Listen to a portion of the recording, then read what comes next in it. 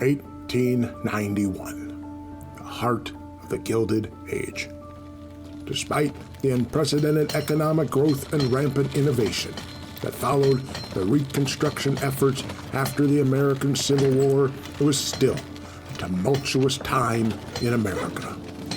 While the world's first skyscrapers were being erected in Chicago, Illinois, Wabash, Indiana had already introduced the first electric street lights in the United States. Thomas Edison had just patented the motion picture camera, and the first commercial automobile sales were less than 5 years away. Meanwhile, the remnants of the Old West were quickly being washed away. Legends like Wild Bill Hickok, Billy the Kid, Doc Holliday, and even Jesse James were already nothing more than memories when the atrocities at Wounded Knee occurred in December of 1890. The era of the cowboy and dreams of conquering the wild frontier were quickly coming to an end. And a new world, a modern world, a world of electricity, steam, and scientific wonder were beginning to emerge. And with this new world came new horrors. Monsters shambling out of dark, forbidden forests or clawing their way out of rocky crevices were soon replaced by fears of unimaginable otherworldly terrors lurking, unseen, in the endless unknown of the night skies above.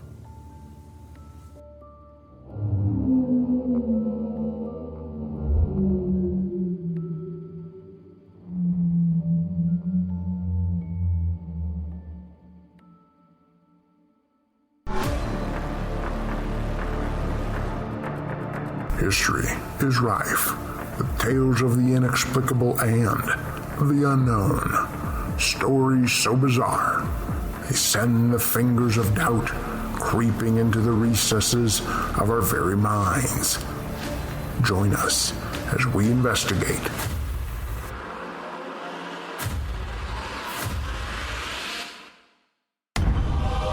This week in Creepy History.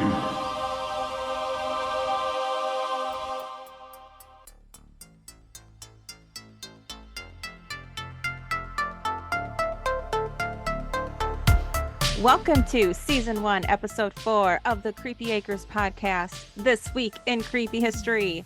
I'm Laura Kram, and with me as always is my Bigfoot co-host, Sam Squatch. Hey, Sam. Hey, how you doing, Laura? How's your summer going? Summer's almost over. Well, I mean, oh God, it is. Oh my God. It's been hot as shit. It has, and it's going to get like 100 degrees again next week here. Oh my God. Summer's like almost over, but it's like, fuck you, I'm not letting go. It's like the husband in, what was that movie, Sleeping with the Enemy? Yeah. Jesus Christ. You're never getting rid of me, Julia Roberts. Oh my God. Yeah, yeah, spoiler alert, she fucking shot that guy. So, yeah. Sam, how do you stay cool in this warm weather with all that fur? Well, I mean, obviously, I'm cool as shit. So, I mean, right out of the gate, that helps. But it used to be, it's called texturizing. It used to be called thinning. Okay. So I got a lot of that done. It's crazy. Okay. And it helps. Yeah, I'm sure you're expecting some smart ass remark, but I'm here to give life tips, goddammit. I was. Is that our new podcast? Life Tips with Sam? I mean, I suppose.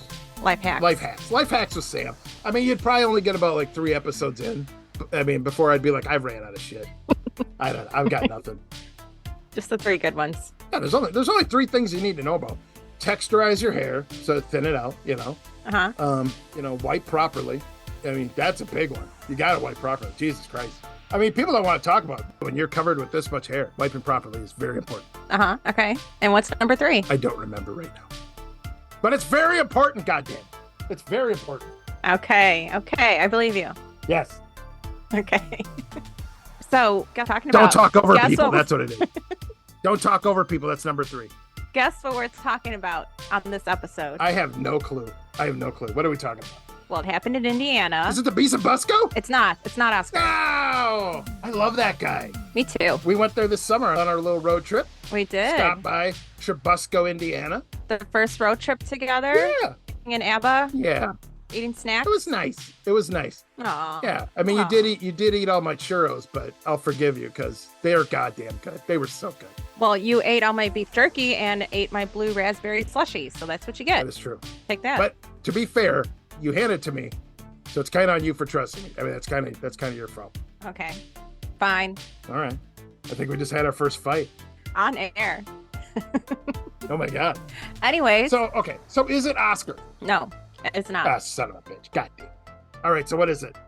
Have you heard of the Crawfordsville Monster? Well, if you're talking about wrestling legend, the Ultimate Warrior, yes, I have heard of it. Now, he said, I hail from parts unknown. But we all know, all the fans knew, he was from Crawfordsville, Indiana, wrestled the heavyweight title from Hulk Hogan during WrestleMania 4, and I want to also add, my grandma did credit him as giving her more lady boners than any other wrestler in the history of wrestling. Lady boners. I only know that because every Thanksgiving, my mom would say, hey, let's go around the table and say what we're grateful for. And grandma would shoot her hand up and she'd be like, oh, I know what I'm thankful for. And we'd all be like, God damn it, grandma, we know. We don't want to hear it again. Jesus Christ. I need to Google this guy. It's like if a member of a glam band turned into the Incredible Hulk. Or like if you took like a thing of steroids and self-tanning lotion and baby oil, just shove that shit together and made a person. It's crazy. This is awesome. I am very excited. That's not what we're talking about. God damn. Why you keep leading me on? Jesus Christ. I wanted to hear about the lady boner. All right, what are we talking about? What the hell are we talking about? We're talking about the Crawfordsville Monster. Ooh. But that's all I'm going to tell you, because you know who knows more about this? Nathaniel Leonards.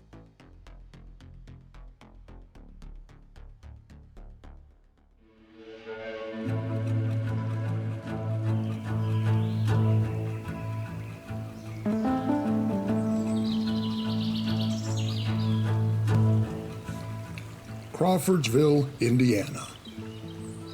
Founded in March of 1823 along the banks of the Sugar Creek. Surrounded by deciduous forests and arable land, this seemingly small town would quickly become a major hub of trade and transportation, not just for Indiana's Montgomery County, but for the entire Midwest. In fact, by 1832, not even a decade later, a liberal arts school for men, Wabash College, would be established, and soon Crawfordsville would find itself heralded as a center for education as well as the arts, eventually even proclaiming themselves to be the Athens of Indiana.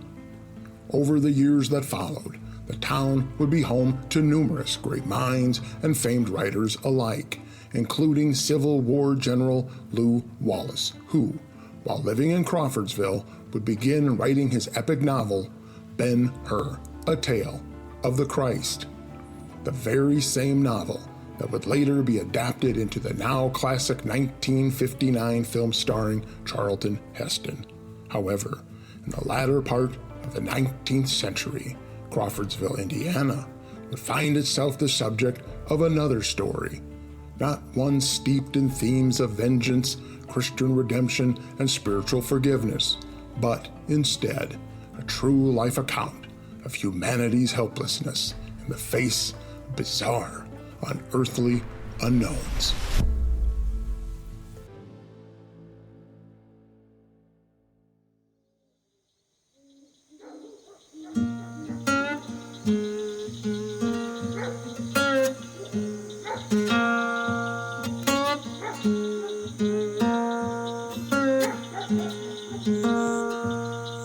September 5th, 1891. It is 2 a.m. on a cool Saturday morning, and Henry Marshall McIntyre, 33, and Bill Gray, 26, two ice delivery men, are at the stables of their employer, William Martin, in an alley just off East Main Street. McIntyre is hitching up a team of horses to a wagon in preparation for the men's nightly journey to retrieve a load of ice from the ice house that sits just north of Crawfordsville, along the Sugar Creek. Gray, meanwhile, is still busy, working away inside the stables. As McIntyre's hands go about the business of placing on the horses' bridles and yokes, he is suddenly and inexplicably struck by an overwhelming feeling of utter awe and dread. As a wave of terror washes over him, the man stops and slowly turns. He looks about in his unease, but sees nothing. However, he knows something is there. It's just out of sight, clawing at the back of his mind. Something is beckoning to him. McIntyre's eyes turn upward, toward the endless void of the night above. And there, he witnesses something so bizarre that it nearly defies description. There, some 300 feet above, against the endless velvety void of a nearly moonless night, writhes and convulses a massive, nameless horror. Other than one great red flaming eye, it is utterly faceless, and strange fins seem to run down both its sides, and yet the shape of its white, bulky body is utterly undefined.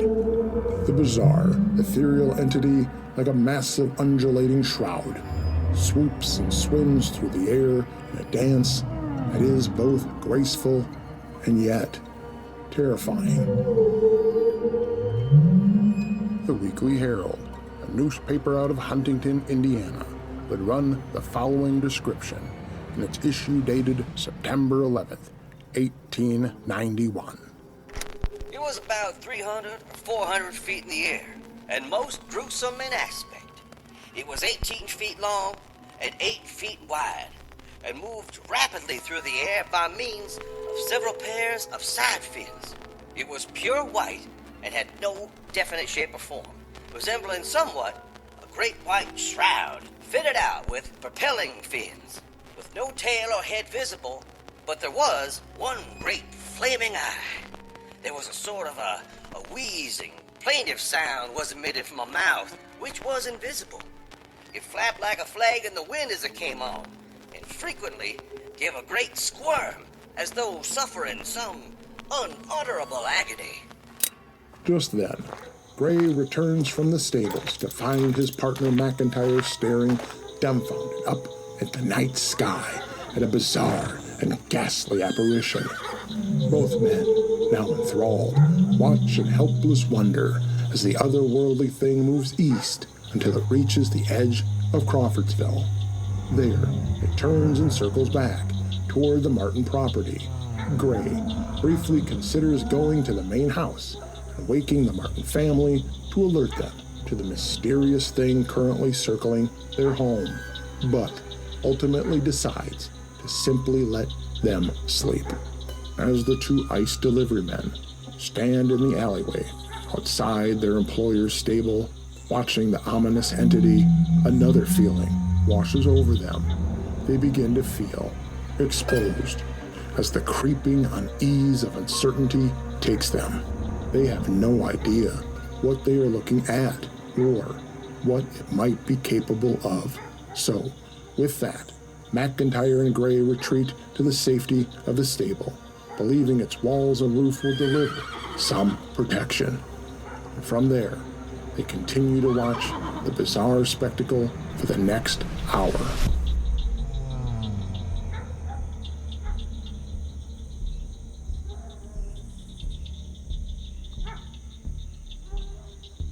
Just after 3 a.m., a very stark reality begins to set in for McIntyre and Gray. Ice delivery men don't get paid if they don't deliver ice. So, despite their terror and trepidation, the two men venture out from under the protection of the Martin stable, crawl aboard their delivery wagon, and begin the short trek north to the ice house, constantly glancing back to watch the bizarre creature circling their employer's property. Once at the ice house, their fear begins to subside as they are far enough away they can no longer see the hideous monstrosity. Then, McIntyre and Gray begin the arduous task of loading ice onto the wagon. And by the time they finish and begin to head back, the sun has already risen, and the creature is nowhere to be seen. Both men are so disturbed by the encounter that they begin carrying a rifle on their route, vowing to shoot the beast should it ever return. While this may be the end of McIntyre and Gray's account, it isn't the end of the tale, for the very next night, the next chapter in the saga began, when just around midnight, the creature returned.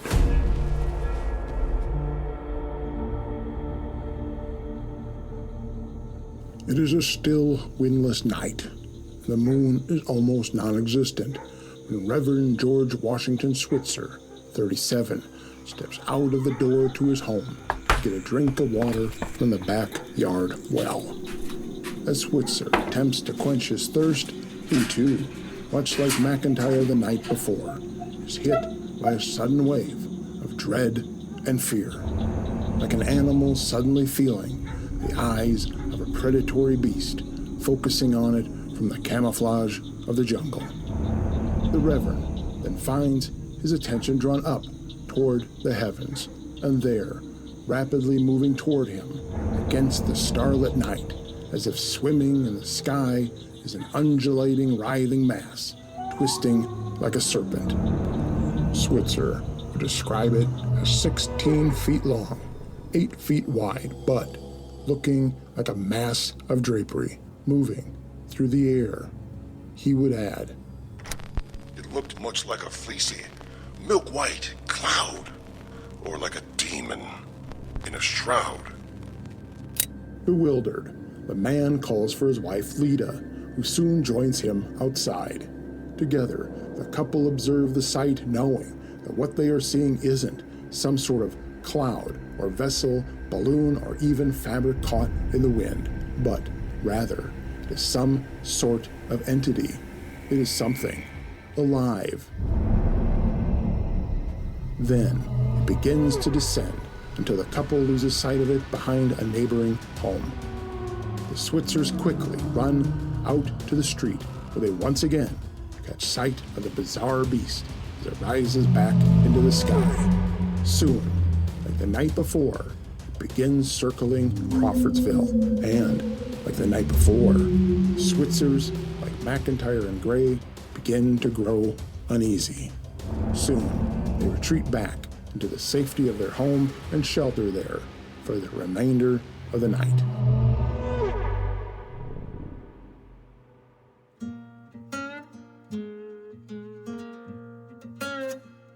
The story is covered in the local newspaper, but soon it spreads as it's picked up by the various newspapers around the state and then the country. Within days, it becomes national news, and soon the postmaster of Crawfordsville, Indiana, finds his office flooded with mail from the curious as well as letters from those simply wanting to report their own sightings. As the years passed, the story died down and would have all but been forgotten, except years later, Charles Fort, a legendary writer of anomalous phenomenon, would rediscover the story while scouring newspaper archives for his research. It was there he would find the September 10th, 1891 issue of the Brooklyn Eagle newspaper and resurrect the story of the Crawfordsville Monster. Instantly, Fort would find himself questioning the validity of the story. The suspicious Fort was convinced there had never been a Reverend G.W. Switzer of Crawfordville, Indiana.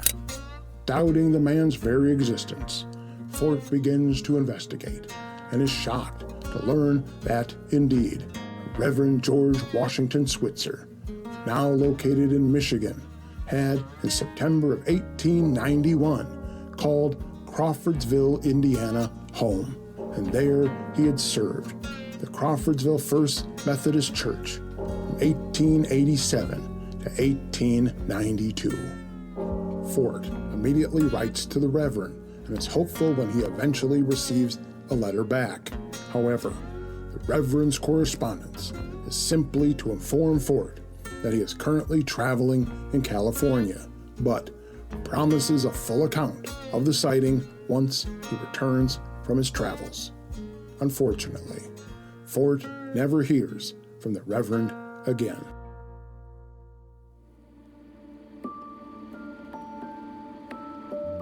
So, just what was the Crawfordsville Monster? Speculations on its identity are varied. Some believe the evil apparition was a sign of the end times, a literal harbinger of the apocalypse, while others thought it was a ghost or demon. Others had more mundane, albeit bizarre, explanations, such as it being groups of boys or sending cats outfitted with parachutes up into the air with balloons. In the end, one theory was used to dismiss the entire event. Two men, John Hornbeck, 41, and Abe Hernley, 48, claimed that they too had seen the strange visitor and in the early morning hours had bravely followed the bizarre beast out of town and declared it was nothing more than a flock of birds. Killdeer, to be exact, performing what are known as murmurations. This is when birds fly closely packed in intricate undulating patterns that to some may look like fabric in the wind. Speculation would further include theories that the birds, while flying through the night in their yearly migration south, had become disoriented by Crawfordville's newly installed electric streetlights. This caused them to circle the city. As they did, the light illuminated the white underbellies of countless tiny birds, giving the appearance of a moving, undulating shroud. So, was it simply birds misidentified under the gloom of night, or was it something else? Despite the fact that killdeer were quite common in the Crawfordsville area, so citizens wouldn't have been very likely to misidentify them, or the fact that the birds wouldn't explain the creature's single fiery eye. The explanation did quiet the citizens' fears. However, there is one final detail that possibly complicates the bird explanation even further. Decades after the event, Vincent Gaddis, a writer and reporter who worked as a journalist in Crawfordsville during the 1930s, would years after Charles Fort's death pick up where the man had left off by interviewing the numerous older residents of Crawfordsville, Indiana, who claimed to have been witnesses to the second night's events. While newspapers at the time had focused solely on the Reverend Switzer sighting and that of the ice delivery men, they had failed to mention or purposefully omitted the hundreds of reports from Crawfordsville citizens that claimed to have seen the creature as it circled their town. In fact, after hearing about McIntyre and Gray's sightings the very next night, numerous townspeople gathered in the streets, waiting, hoping to catch a glimpse of the mysterious atmospheric beast. And they had gotten their wish. In fact, not only did the beastly nightmare make an appearance, but repeatedly swooped so low that townspeople could feel its hot breath. And with that, we are left with one final thought. Is it possible that there exists great unknown beasts out there among the stars that travel through the vastness of space as if it were nothing more than another great ocean? Like massive interstellar whales, they migrate through the cosmos, sharing their melancholic song.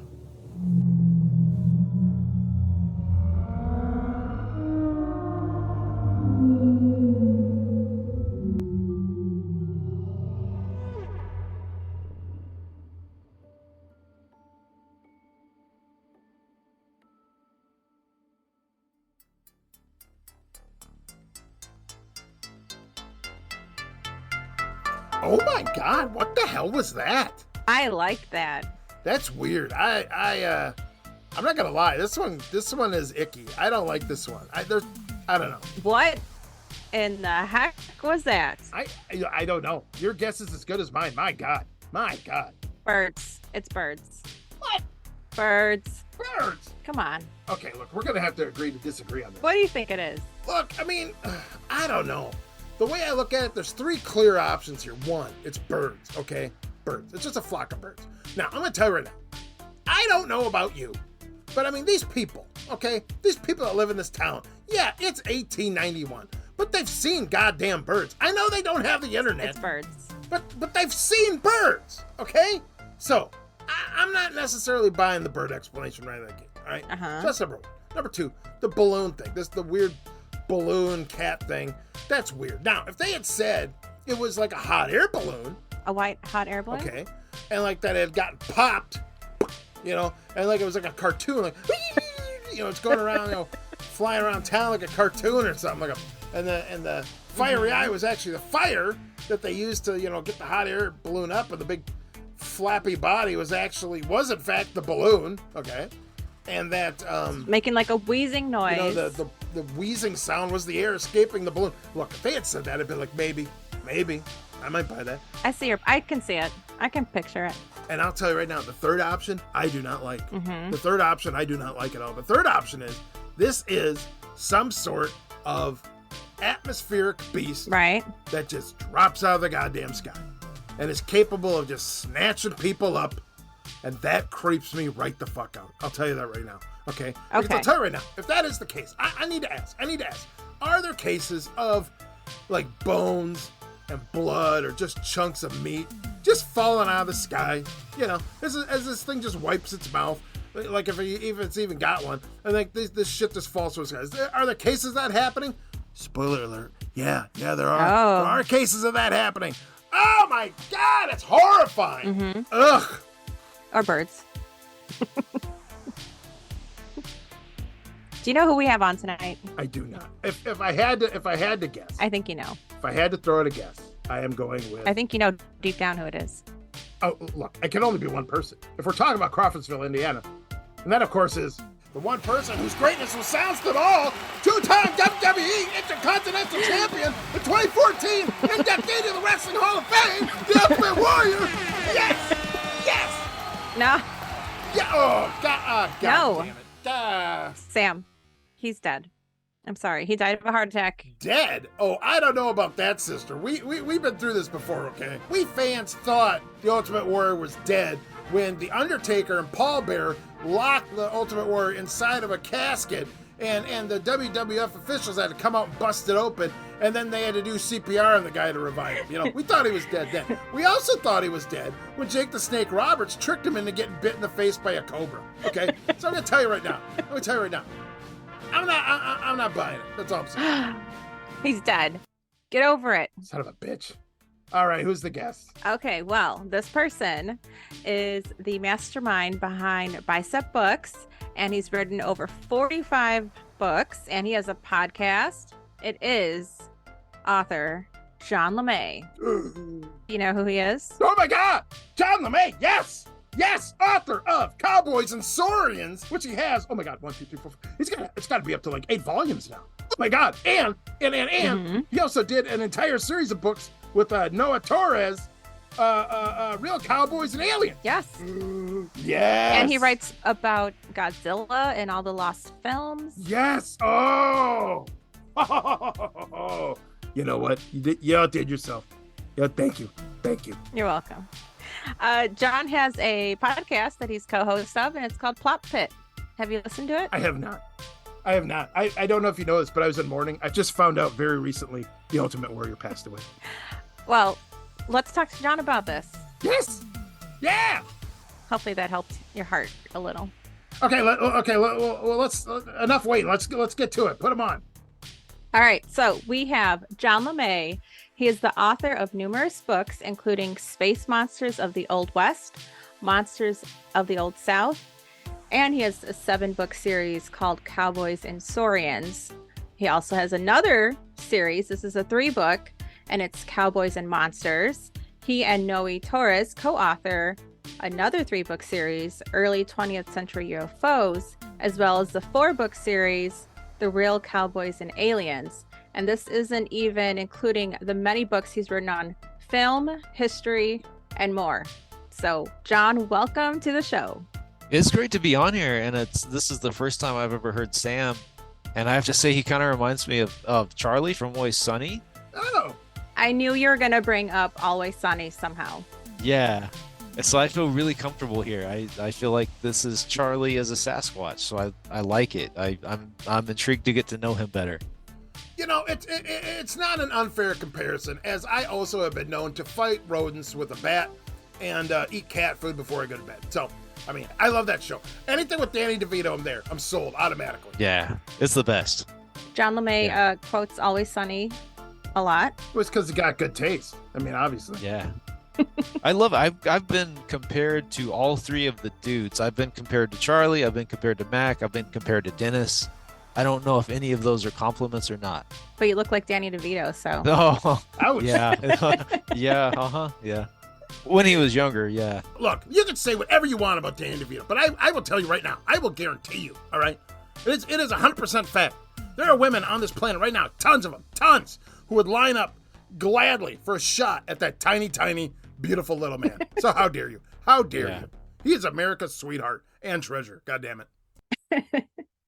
I'm kidding. Laura can be a bit savage. She is. She does not hold back. Yeah. He knows. I'm not explaining for you. I'm explaining for the audience at home who's listening right now going, oh my God, this is how she treats their guests. Yeah. We're friends. All because of you, Sam. You introduced us. Yeah. Oh, yeah. You know what? I guess I never put that together until just a second. But you know what? In this business, in the biz, as they say, you guys would have met eventually. All right, probably at some point. Oh yeah. I just, grease the wheels and sped things up. Like cash or cocaine. Yeah. All right, so we are talking about the Crawfordsville Monster. Yeah. Did y'all want me to say something? No, don't say anything. Oh, okay. Oh, thank goodness. Don't say a thing. Just sit there and look beautiful. Okay. My God, if you people could see him right now, Jesus Christ, he's a work of art. Stop it. Like Laura said, I look like Danny DeVito. That's, He does not, for the folks out there. So as a recap, there was 2 delivery ice guys, right? Trying to hitch up their horse. Yeah. To make the delivery or to go grab some ice. And one of them felt uneasy, right? Looked up in the sky and just saw this weird, what would you even call it? Well, they keep describing it as a big white, like, shroud. So I'm picturing like a big flag, like a big chunk of fabric, like a tapestry flapping around, But with a flaming red eye. Yeah. And then a reverend saw it, right? The next day. And then supposedly some other town citizens. Yeah, so I don't remember this stuff. I literally had to read my book again like 10 minutes before the show, and this is what me and Noe wrote. So basically that's right, but it's kind of like the opposite. It was the first night this Reverend Switzer guy was going out to his well, and he caught sight of the creature that looked like they called it like a flying shroud, like in different pieces with the flaming eye, and they just watched it. And it was huge, right? Like, what are we Yeah. talking? Do we remember? Anyone? Yeah. Well, I believe it was described as being 18 feet long, but it was also oh my God, did they say it was like 300 feet in the air? This is the stuff where we get back to that, like, oh, it's 18 feet, but it's 300 feet away. Yeah. How the hell big? How do you even know it's that big? And it's night. Right. Yeah, and then the only other detail I remember is the word got around, so the next night the townspeople went out and they watched for it, and it returned, and a ton of people saw it.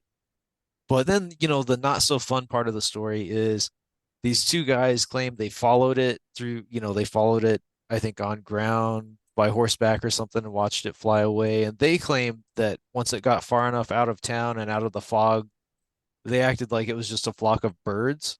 Yeah. Which I don't really believe, because number one, that's no fun. And 2, it has the flaming red eye and just all the other weird stuff.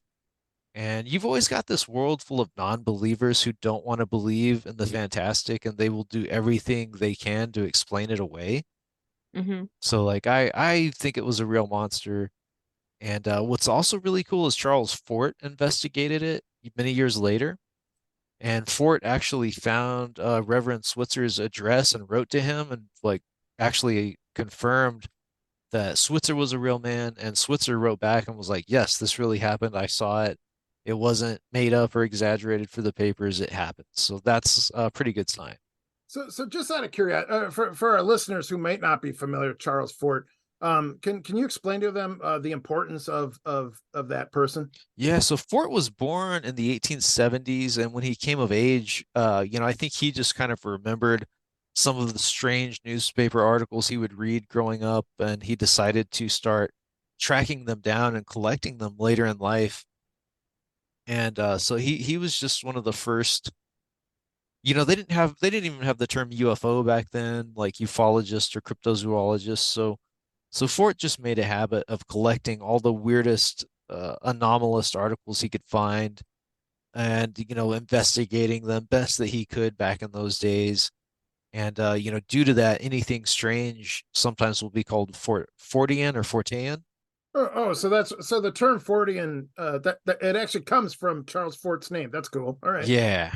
That makes sense. So he really at that time, like he was this. I mean, there were no experts, but he would have been the closest thing. Yep. Yeah. First person to really take an interest in it and run with it. I mean, I'm sure people were interested, but he's the one who did a lot of work. This thing, this whatever the hell this is, this creature, I don't know. I mean, it almost defies description. I mean, am I right? I mean, come on. It wouldn't be like a flying saucer or like a spaceship. At this time, they probably would have called it an airship. It's not one of those, and it's not. I don't even know if it's a monster. What the heck? Like, what's your take on this thing? Me or Laura?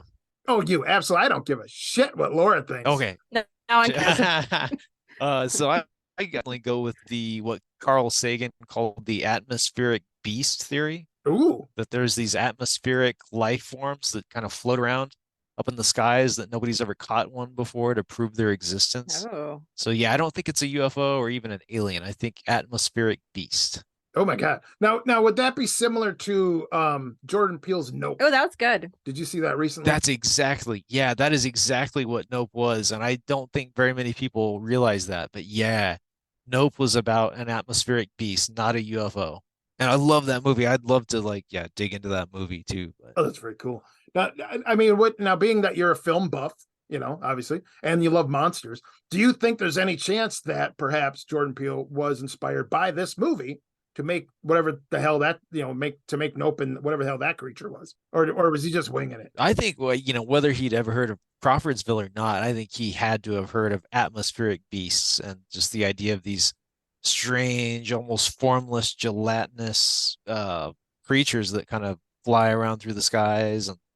But yeah, I honestly thought Nope was pretty scary. That scene where it finally eats the people and you see them like getting digested. That was one of the scariest things I've seen in a long, long time. So I definitely recommend Nope to anyone who hasn't watched it. Spoiler alert. Oh, but they wouldn't have watched it. And you just gave it away. Nah, my theory is if you haven't seen Nope yet, you didn't want to see it. But now that I spoiled it, you'll totally want to see it. Yeah, and there's people that are going to now be like, okay, now that I know what it is, now I'll go see it. Because before I was uncertain and I might have been scared. Yeah. Sure. And to go along with what you were saying, like how your belief in that it was a monster and all the other strange things that went along with this, there are the descriptions of how this thing was swooping down over them and they could feel its hot breath. Yeah. And again, like that doesn't sound like a flock of birds. And it emitted a noise too, right? Yeah. A wheezing noise. Yeah. Yeah. And again, like, okay, maybe you could convince yourself that a bunch of birds could sound like wheezing or something. Maybe. But like at this point, I feel like they're just trying to settle the public down and make them feel better, Yeah. And did people think it was like a weird cloud too? Like just a cloud that was hovering lower? Or am I just making that up? I don't think I've ever seen that explanation. So yeah, I think you're just making stuff up. Now, I do believe there was something about when it was like coming towards them. They probably for a moment thought it was a cloud because it's white. It's in the sky, whatever. But I'm guessing that idea went right out the goddamn window, once they saw the flaming red eye. You know what I'm saying? Okay. Makes sense. 100%. It's interesting that they went with that. Oh, well, it's a flock of birds. That at no point was it like it was a flock of like some sort of insect. Like, because that, I mean, that would have been, I mean, especially if there was like, I don't know what the hell the light source would have been. But if you have a light source, it's like a balloon with something attached to it. They said that kids were putting parachutes on cats and putting them in the air with balloons. Oh, all right. Okay. So that's horrifying. That sounds like something Charlie would do. That sounds like a Sunny episode. Cats with balloons and It does. It's the only way to get rid of sky rats. But yeah, it was what, starlings or killdeer? I think so. Yeah, I think so. I've already forgotten what I read 10 minutes ago, even though I wrote the book. It's just Man, LeMay. well, you know, I've written like over 50 books now, and that takes a toll on the old noggin after a while. Yeah, you're so old. There's no more room. There's no more room. Oh my God, I know what you mean. Look, over the summer I decided, hey, you know what? I'm gonna binge watch the Japanese anime One Piece. Yeah. There are 1,074 episodes of that goddamn thing. And I'll tell you right now, when I got done watching it, I can no longer math. Yeah. All that, everything I learned, everything gone. It's all gone. Yeah. Because there's always so much room, goddammit. What are we gonna do with you? Now, supposedly another explanation that I've heard, besides the killdeer, some people have put forward that it was also starlings, that it could have been starlings, which are also known for those sort of, those undulating sort of flying patterns. But starlings were not native to North America. They had only been introduced the year before, and I believe they were all still up in like Central Park at that time. So that was not an option. And the city had just installed new electric lights, and they're saying that the birds got disoriented, right? Yeah, that was their explanation. That the electric lights disoriented the birds, which I don't get. I feel like that's an old-timey explanation. An old-timey? Yeah, like because electricity was still kind of new in some parts of the world. Like, oh, it disrupted the birds. Like, whatever. I don't know. I don't know. Honestly, I could go either way on this. Because on the one hand, I understand there's a fear of new technology. Yeah. And so you want to blame that for everything. You know, it's like, oh, hey, everyone's got cancer. So it must be like the 5G cell phones or some shit. Yeah. Right? But I will say, I have had like a cop stick a flashlight right in my face. And that really did disorient the shit out of me. All right. Yeah. Or you have like a truck behind you, like when you're driving at night, and it's got those big ass halogen headlights on it, and you look up at that rearview mirror, and you swear to God, you just looked right into the Ark of the Covenant. You know what I'm saying? I mean, because they said it appeared like it was fabric in the wind. So I mean, we've all seen birds, those kind of birds, right? Like flock and move around in the sky. Like that does. I could see how that's a good explanation, but the red, fiery, flaming eye, like I don't know what that could have been. Yeah. Yeah, the bird explanation completely ignores that. And it also ignores the whole part of the story where it's swooping down over the townspeople. I mean, at that point, they're seeing it's birds, right? I mean, it's right in your face. I mean, come on. So I just had this random thought, like, what if that I don't think anybody's ever put out there before, it just hit me. Uh-oh, exclusive. Okay, what if the red eye was the weird creature and the red eye like was making the birds following it or the birds were chasing it and that's why it looked like it was one thing, but it was just the red eye and the birds all followed it? I don't know. That's a fascinating idea. I have not thought of that before. Yeah, so it'd be like what you're saying is, so the ball, the flaming eye, is actually a craft or a UFO or a UAP or something, and it's emitting light, and the birds are chasing it or they're drawn to it, and because of that, it looks like one thing. All right, yeah, okay. You know, I like this. This is different. I like that. All right, LeMay. All right. Okay, now I'll even take it to another direction. So, Uh-oh. in New Mexico, where I'm from, the witches in flight, they don't ride brooms. They either turn into owls or they turn into fireballs. So I was like, what if that was a witch in fireball form? Oh, damn. And like, I don't know. Like, and that You just blew my mind. it could be. I don't know, because we all want to think of that as strictly a UFO type thing, but Maybe it was a witch. yeah. So yeah, maybe it was like a witch in flight. Yeah. Oh, that's pretty cool. And now, what if the birds following her aren't necessarily following her as if attracted light, but they're doing her bidding? Oh, I like it. Yeah, that could be. That's a big witchcraft thing, like because in New Mexico at a pueblo called Abiquiu, they claimed that a flock of crows would follow the witches wherever they went. Oh, damn.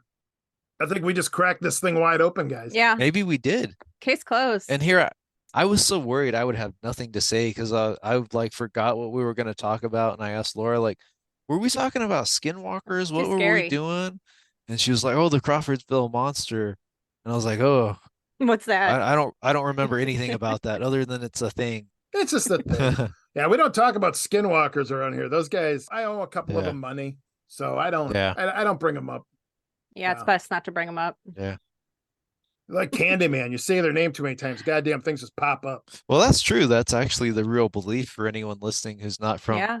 New Mexico, yeah, or Utah. If you say their name out loud at night, they might appear. Or if you whistle at night, that's a big superstition for anything. If you whistle at night, you attract whatever boogeyman, the lechuza or the skinwalker or whatever, Yeah. or the Sasquatch. One to go too, right? Yeah, Wendigo too. Well, and being that these two guys were out there working, these icemen were out there working. I guarantee you, the one guy was whistling.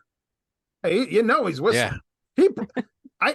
Okay. Again, I think we cracked this open.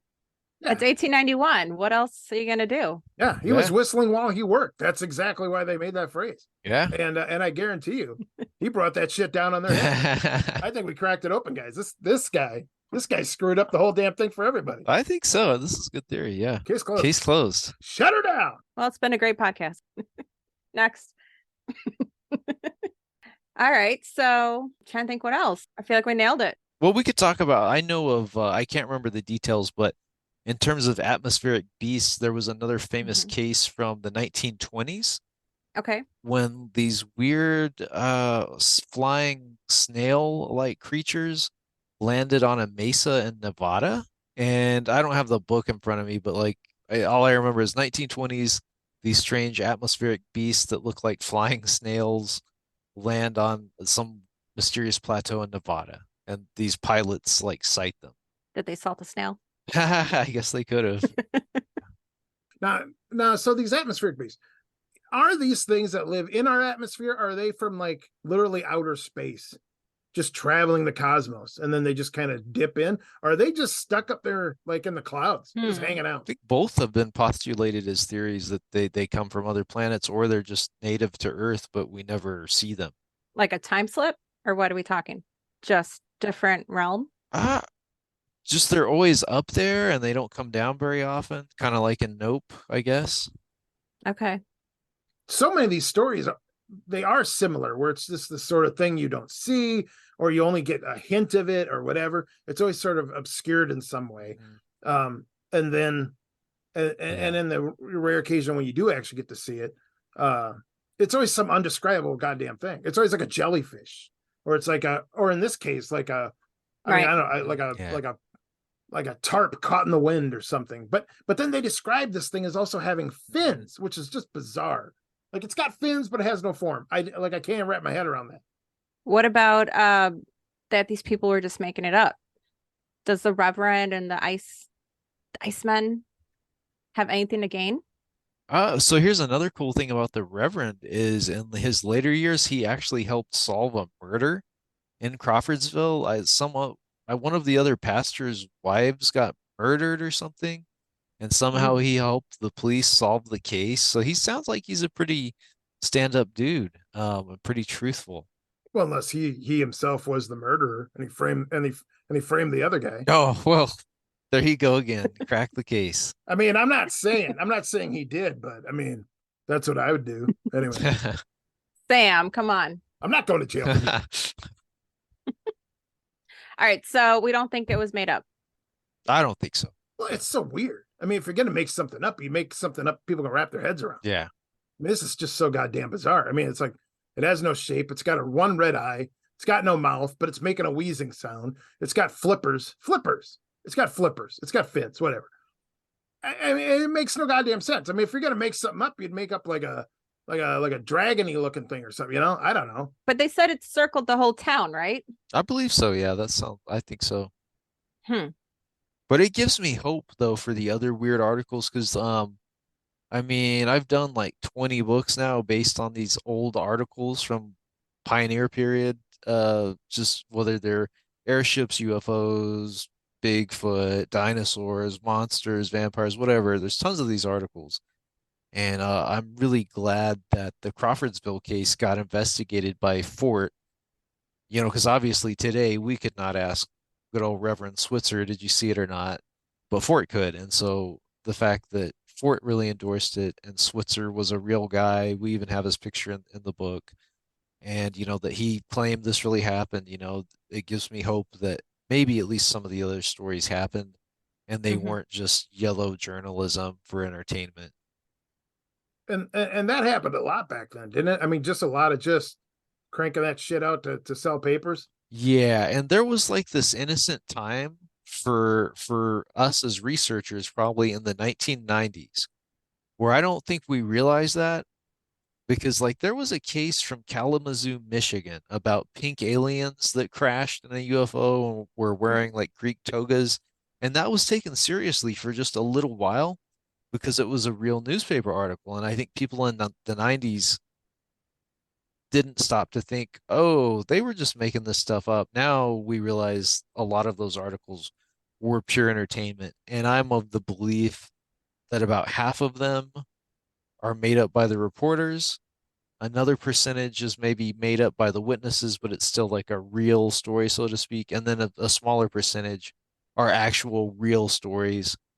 Just like there is a story, we all know Lizard Man from South Carolina in like the 1980s.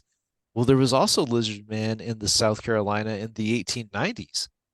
Strikingly similar appearance, all that. It's like, what are the odds they were writing about this thing in the 1890s and they claim they see it again in the 1980s? So some of them, a very small amount of them, I think are actually real. That's interesting. Yeah. So like, how do you, as you're making your books and writing your books, how do you distinguish one from another? I mean, is there any way to just be like, well, this is obviously crap, or, I mean, is there any way to even tell them apart? Like a real story from a made up story? Sometimes. So occasionally, you'll see when you actually look at the newspaper itself, literally, like you can see what article is on either side of it. When all of the articles are silly and stupid, then oh, this was just the joke page. You can forget about this article.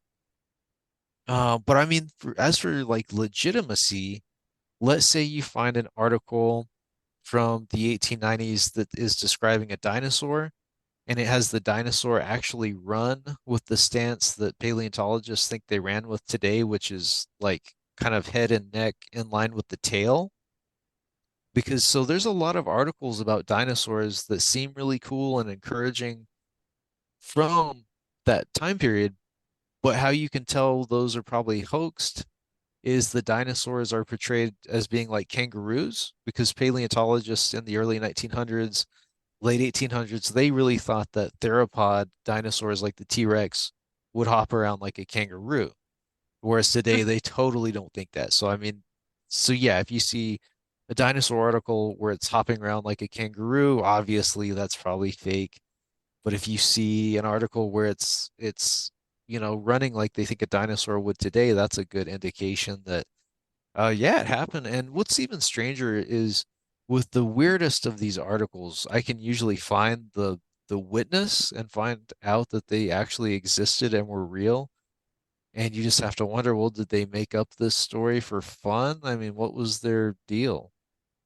Well, and to just touch on that for a second about the dinosaurs thing, I do remember hearing a story not that long ago where it was a description of a dinosaur of a literal dinosaur that just sort of stepped out of the fog, and these people saw it, and it was in an old newspaper, and they described its tail as being like a whip, that it was like moving around.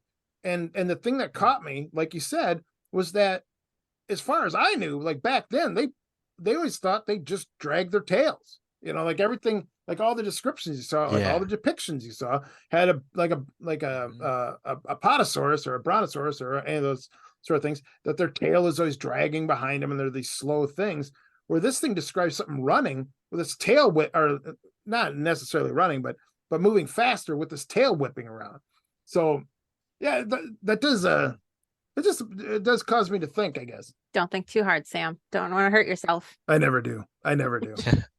So are we saying that it's not a UFO at all? Yeah, totally. I'm 100% on the atmospheric beast train. And when you say a UFO, you're talking like a vessel, like a flying saucer. A vessel. Yes. Okay. All right. I just want to make sure, because I mean, technically UFO, unidentified flying object, it is a UFO. Right. I mean, not to get technical, but you're right. I got it. Always corrected me. It's very rare, so I jump on the chance when I get to. It makes me feel smart. All right, I'll give you that one. I'm gonna mark that on my calendar. What else, Sam? Well, so okay, so through all the stories and all the books and all the stuff that you've done with this, have there? I mean, like, was there a rash of these sort of sightings, or is this just a one-off? I mean, has this ever happened before or since? Like this sort of weird description? Oh, yeah, there's been nothing else that sounds like the Crawfordsville Monster that comes to my memory. And there's probably somebody out there who's like, oh, well, there's this one or that one that I just haven't seen and you haven't seen. So I mean, potentially maybe there's something similar, but nothing comes to mind. And again, I mean, anybody listening, I would just Google atmospheric beasts, and they'll probably pull up a pretty good list of similar creatures. But I mean, in terms of just strange articles, like I said, there's like hundreds of them, just tons of whether it's dinosaurs, vampires, werewolves, whatever, they definitely wrote about it all the way back then. And this was in Indiana too. Like I can't think of anything else that really happened in Indiana, right? I remember a lot of cryptids from Indiana, actually. Indiana loved to tell big snake stories, like about giant snakes or lake monsters. I seem to remember a story from Indiana where they killed something like a Komodo dragon. So yeah, tons of Indiana stories for sure. Okay.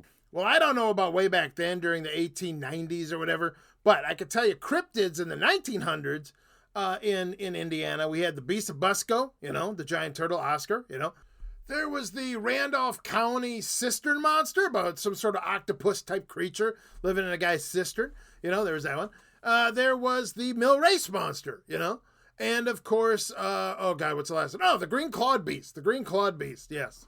Out there in the Ohio River in Indiana. It's confusing, I know, but there you go. I'm gonna have to Google that. I think, yeah, I mean, what I'd have to do is like word search some of my books, like just word search Indiana, because like I know Indiana comes up a lot in those old articles. I think they love to write stuff like that, but I just can't remember the specific cases. So, John, would this have coincided around the same time as all the airship sightings? So there was, I mean, the big wave of airships was 1896 to 97, but there were airships prior to and after that. So just not as much as in 96 and 97. Did any of those? Are you aware of any of those going through Indiana? Or I know Minnesota had them. Yeah, Indiana definitely. For sure, I remember that state having a pretty decent amount of airship sightings. I'm not piecing anything together here. I'm just curious. I'm not. No, don't worry. I'm not building it. I'm not building to a big case or anything. All right. Yeah. Just curious what they think. Yeah, I typed in atmospheric beasts, Indiana, and all it's coming up is Crawfordsville Monster. And then the Beast of Busco, which me and Sam actually went and saw. Oh, that's cool. I would love to do that. Yeah, that's pretty sweet. It's just a big cement turtle standing in the middle of town. But you know what? There's something still pretty awesome about just being like, oh, there it is. Well, I mean, for people that don't know, I live in Roswell, so I grew up with these little cardboard alien cutouts just everywhere.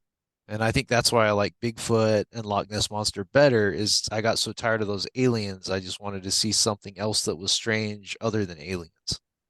Oh, that totally makes sense. Have you lived there your whole life? Yeah, that's why, again, them aliens ain't shit. It's all about Bigfoot, Loch Ness Monster. That's the cool stuff. Sam, he just said you're cool. Well, I know that. It's good for him. Totally. He's got good taste. We already said that earlier. He's a smart guy. What do you got coming up? Is the witch book out yet? So yeah, that was why my mind went to fireballs on the Crawfordsville Monsters. I finished a book on the witches of New Mexico. I can't even remember what I called that book. I think I'm calling it the New Mexico Book of Witches. Yeah, so you guys can search that. The New Mexico Book of Witches. It's a bigger, more scholarly book than what I typically do. Lots of endnotes and like historical minutia. Just again, basically every single witch story I could find from New Mexico, whether it was like skinwalkers or lechuzas, La Llorona, just all that's in there. It's a big book. And then also, I think by the time this airs, I'll have the eighth book out in the Cowboys and Saurians series, which is called Settlers and Serpents. Ooh. And that one's all devoted to the giant snake stories. Oh. Sam's excited. I do love those books. God damn it. They're so good. They're so good. I do, Sam. One day I do plan on doing a Bigfoot book. I just Chad Arment, I think already did it a long time ago. I think it's called The Historical Bigfoot.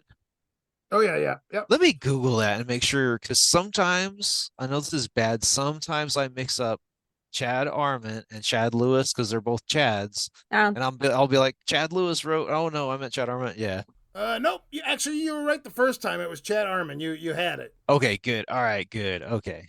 Yeah, but I like both the Chad stuff. They do cool stuff. So Yeah, I got that historical Bigfoot. That is a tome. That you could put that in a pillowcase and yeah, beat someone to death with it. It's a big book. yeah, yeah. And Chad did a similar book already to Settlers and Serpents, which is Boss Snakes. So that one's really cool too. Oh, Yeah. So my big standout piece, I think, from the Settlers and Serpents book, there's a spot in New Mexico called Pecos Pueblo.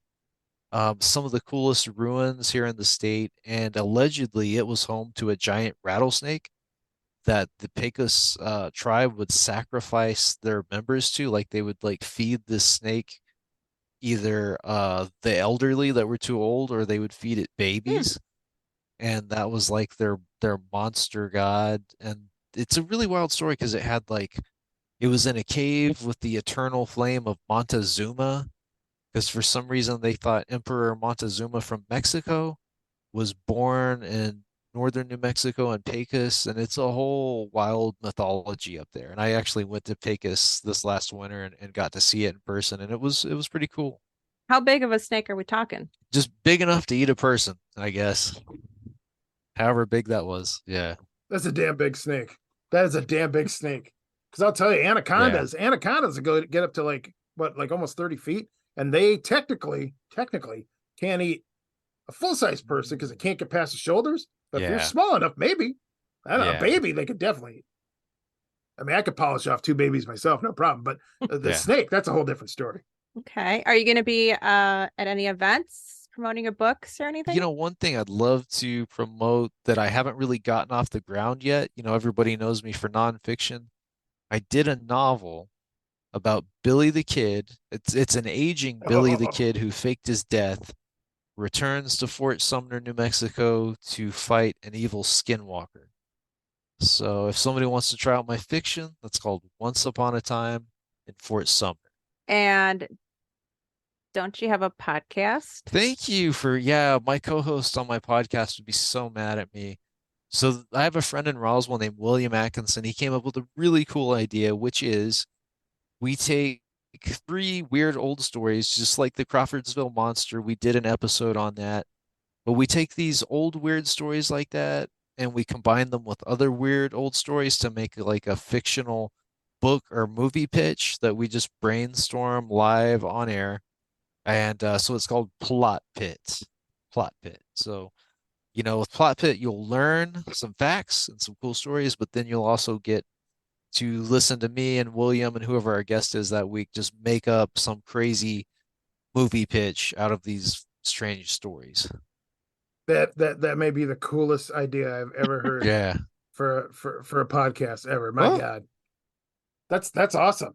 That's awesome. well, maybe Sam could be on it sometime. Maybe we could do a Bigfoot episode. Ooh. Oh yeah, don't threaten me with a good time. That sounds awesome. Yeah, you'll have to watch your language. We keep Plot Pit pretty palatable, but otherwise I think you're a good fit. Yeah. Ah, fuck. Don't worry, my mom is somewhere right now just cringing, like, I can hear him. She can feel it every time I swear. It's like just Is your mom Patty from the 67 footage? Is that Patty? Is Patty your mom? Patterson Gimlin. my mom's name actually is Patty. This is actually true. And I just want to say, I mean, not at that time, she was young, and some cowboys wanted to take some photos of her out in the woods, and she needed to make a couple bucks. So whatever, she did what she had to do. God damn it, that's fine. I don't judge. Yeah, that's no, man. Like she's an icon in the community. I know, Yeah. and exactly, and you know what? I just want to say that film of her. Granted, yes, she is in the nude, but but it is tasteful. So Again, tastefully done. you know what? It was Yeah. the time. It was different. You know, it was all flower children and good times. So it's okay. It's fine. Yeah, Woodstock. Yeah. I mean, my dad didn't understand. My dad was pissed, but now I will say, it's okay to call her Patty. She's gonna cringe. She's not gonna like it. You can get away with Patty, but under no circumstances call her Patsy. Okay? Or end up like my aunt. She ripped that bitch's arms clean off. Okay? So just be safe. Go with Pat. Also, do not look her in the eye. She's old school. She'll take it as a challenge. All right. Anyway, that said, yeah, I gotta say your book series of Lost, like was it Kong? Is it Unmade? Yeah, Kong Unmade. Yeah, and like all those books that you did on all the movies that didn't get made. I'm gonna tell you right now, there are some gems in there. There's some real dogs, but there are some gems in there where I'm like, God damn it, why didn't that get made? That is just amazing. Like that would have been so good. I did a Lost dinosaur movies book. It's called Lost Films of the Lost World. So it's all the best dinosaur movies that never got made. You just rung a bell. Somebody else I want to promote, which is Stephen Bissett, who wrote for Swamp Thing. Oh yeah. So he's a really nice, cool guy. I've actually talked to him before a couple of times, and he has written a few books under the title of Cryptid Cinema, which is all about, you know, Bigfoot movies, Loch Ness Monster movies, and I think he's already got one out, but he's going to do another one called, I think it's like Cryptid Cinema Boggy Creek Prime. Oh, yeah. You know what? We were at Monster Fest, and it was there. I got an autographed copy. Yeah. But I Cool. thought they told me it was only the first chapter. Yeah, that one. Yeah, it's just a first chapter preview, and he calls it a chapbook, which is, I'm like, man, you shouldn't give me any ideas, because maybe I'll start doing that. I'll just do one chapter, try to sell it, you know, sell it to people like Sam who'll just buy my stuff, and then I'll feel bad. But yeah. Oh, you're damn right. I'll buy anything, man. I don't care. I love that stuff. I can't get enough. You kidding? Very cool. Where can people find your stuff? Just type in my name on Amazon, and a bunch of books will pop up. I do have a website. It's bicepbooks.com. All right. Well, John, thank you so much for being on, and we want you to come back and talk about some more stuff. I would love to, and Yeah. I'm totally down. So it sounds good to me. Yeah, Awesome. Just keep cranking out the books. We'll bring you back. Sounds God. good. Thanks, John. All right, thanks guys. I enjoyed it. All right, bye. Oh, you know what? That John LeMay. He's a pretty good guy. He's a pretty good guy. He's pretty swell. I like him. Yeah, you know what? And I love when you meet these guys. Like I've been reading the guy's books for years. To finally talk to the guy, I mean, not technically in person, but to actually talk to him, you know what? It makes me feel better about giving him all that goddamn money, because it has been a shit ton of books. Yeah, I have a couple, so I'm gonna have to buy some more for my collection and read them. Yeah, you got a lot of catching up to do. I do. A lot of catching up to do. So Yes. tell me this. Now we're done talking to John. Okay. Mm-hmm. How do you feel now? Are you still thinking it's birds? Well, you kind of sold me with the hot air balloon being popped. I'm gonna tell you right now, that was the liquor talking. I've sobered up since then. No one in their right mind would believe that story. Okay, what are the chances that you think it is a flock of birds? Like killed deer? Yeah. No, absolutely not. I am telling you right now, 100% certainty, no reservations whatsoever, 100% atmospheric beast. That's what you think, really? Yes, it is a living creature that came down from space or the upper atmosphere. And it just floated down and, I don't know, scared the shit out of a bunch of townspeople and went back up. I don't know. God damn it. I don't know. I got to think about it. You know what? Forget it. Yeah, just why don't you do the outro? Let's get out of here. And we got a road trip to plan because we're going to Van Meter. Woohoo! Van Meter, Iowa. Yeah, home of the Van Meter Visitor. We're gonna make it fun. Goddamn right we are. It's gonna be a blast. I cannot wait. Look, this is like this is like the third year I've gone. All right, I'll tell you right now, it is so much fun. I love that damn thing. I love it too. You better not steal my beef jerky. I am gonna buy you a whole new thing of beef jerky. I am sorry. I am gonna eat half of it though. What? Sam, do you know where people can find us? I do not, but I know someone who does, and her name is Laura Kram. Laura, Hey, that's me. fire away. You can find us at creepyacres.com, and you can listen to us wherever you get your podcasts, also YouTube, and we're on the socials, Facebook, Instagram, Twitter, which is now called X, threads, and we have merch at tpublic.com. Am I missing anything? Look, I'll be honest with you. I wasn't really paying attention. Look, Laura, let me just say this, all right? This whole thing, the whole Crawfordsville Monster thing, the whole thoughts of atmospheric beasts and all this, life beyond our planet, it's just really screwing with my head. And I got to tell you right now. I want to share a quote that I think absolutely sums this whole thing up, and it's really going to explain a lot. What is it? And that quote is simply this. Quote, full of the juice that carries the spaceship as far as it wants to go. Because when the moon is blood red, the heavens have opened up from above. You've got the power to make the skies rumble and the earth shake. In the sheets of the wind, then I will survive. End quote. Those are some pretty wise words. And I can tell because I have no clue what they say. And that's usually a sign they're pretty goddamn smart. And do you know who said those great words? No. It was none other than Crawfordville, Indiana's very own 1991 WWF Heavyweight Champion, the Ultimate Warrior. Yes. He hails from parts unknown. On that note, bye.